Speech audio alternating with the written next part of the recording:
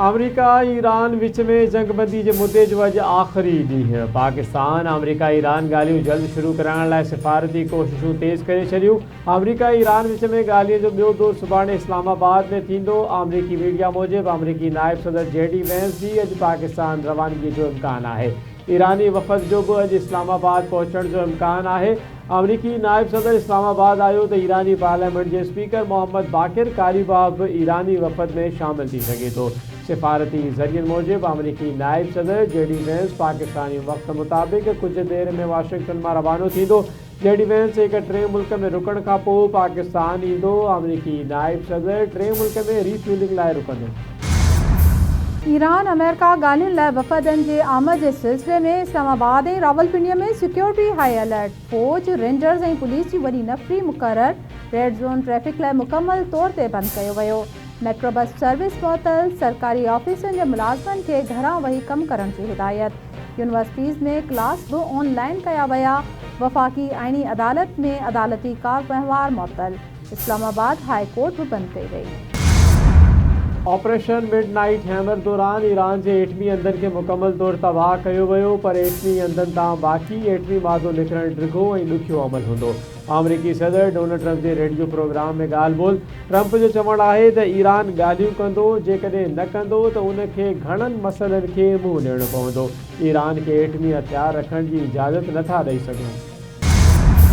असांखे कंहिं बि सूरत में धमकियुनि सां ॻाल्हियूं क़बूल न आहिनि। ट्रंप ॻाल्हियुनि जी मेज़ खे हथियार फिटा करण वारी मेज़ में तब्दील करण जी कोशिश करे रहियो आहे। ईरानी पार्लियामेंट के स्पीकर मोहम्मद बाकिर कालिबाफ जो बयान।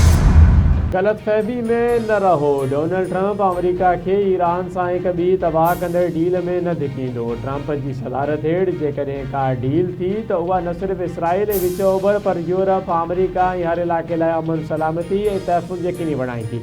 व्हाइट हाउस जी तर्जुमान जो बयान। सऊदी अरब पारां $1 अरब जा फंड्स पाकिस्तान के मिली विया। 20 अप्रैल ते वैल्यू डेट ते $1 अरब अमेरिकी डॉलर मिलिया।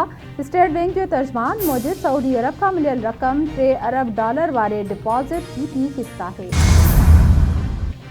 सिंध के वॾे वज़ीर सैयद मुराद अली शाह की सदारत हेठ इजलास माली साल 2026-27 लाइ नए तरक्याती हिकमत अमली के हतमी शिकल ॾिनी वई। जैकबाबाद का कंदकोट ऐं ठठे का बदीन ताईं रोड डबल करण वाली तजवीज़ूं मंजूर। वॾे वज़ीर पारां रोडनि के वॾनि मनसूबनि ते तेज़ीअ सां अमल दरामद की हिदायत। वॾे वज़ीर जो चवणु आहे त इंतज़ामी या टेक्निकल सबबनि जे करे देर क़बूल करण जोगी न आहे। लाॻापियल खाता मनसूबा वक्त सर मुकम्मल करण के यकीनी बणाइनि।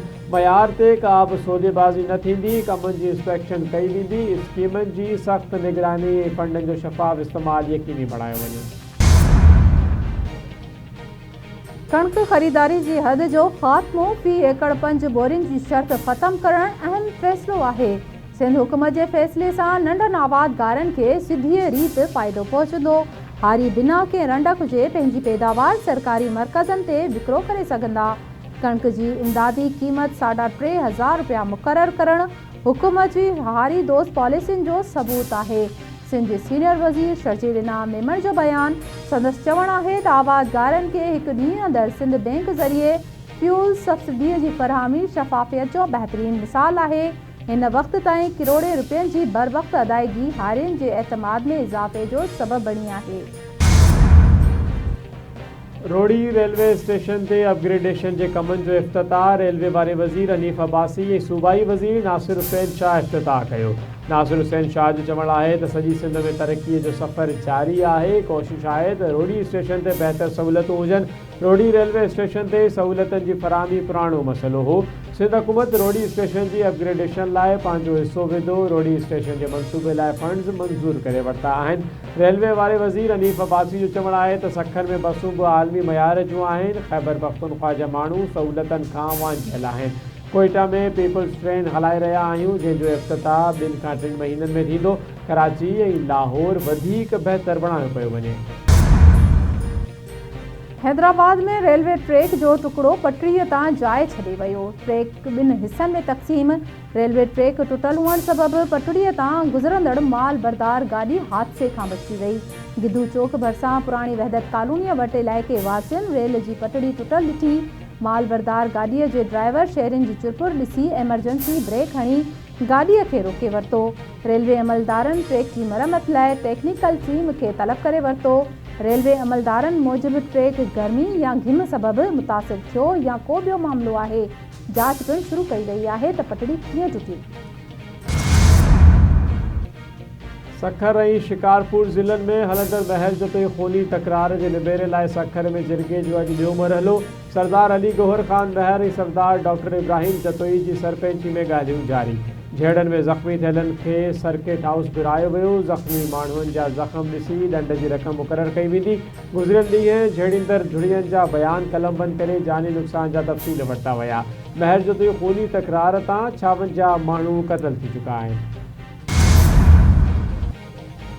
कराचीअ जे इलाइक़े गुलिस्ताने जोहर में जोहर मोड़ वटि पुर दौरान मज़ामते हथियारबंदनि जी फायरिंग शहरी क़त्ल। मक़तूल जी सुञाणप 32 वरियनि जे असलम जे नाले सां थी। घरू वज़ीर ज़ियाउल हसन लंचार जोहर मोड़ वाक़िए जो नोटिस वरितो। SSP ईस्ट खां रिपोर्ट तलब। शहरीअ जे क़त्ल में मुलविस स्ट्रीट क्रिमिनल्स खे फौरी तौर ते गिरफ़्तार करण जो हुकुम। घरू वज़ीर हिदायत कई आहे त रोडनि ऐं अहम हदनि ते स्नैप चेकिंग, मोबाइल गश्त ऐं निगरानी वारे अमल खे वधीक सख़्तु कयो वञे। दड़ो भरिसां ॻोठ सिद्दीक़ सूमरे वटि पुञाणी कैनाल में वींझण दौरान 3 मासूम ॿारड़ियूं ॿुॾी वयूं। 2 भेनरूं ॿुॾी फोत, हिक खे बचाए वरितो। ॿुॾी फोत थी वियलनि में 10 वरीअ जी निमरा ऐं 12 वरीअ जी निदा शामिल। लाश घर पहुचण ते को आराम अची वियो। ॿुॾी फोत थी वियल भेनरूं पंहिंजी माउ सां गॾु कराचीअ खां ॻोठ शादीअ जी तक़रीब में शिरकत लाइ आयूं हुयूं।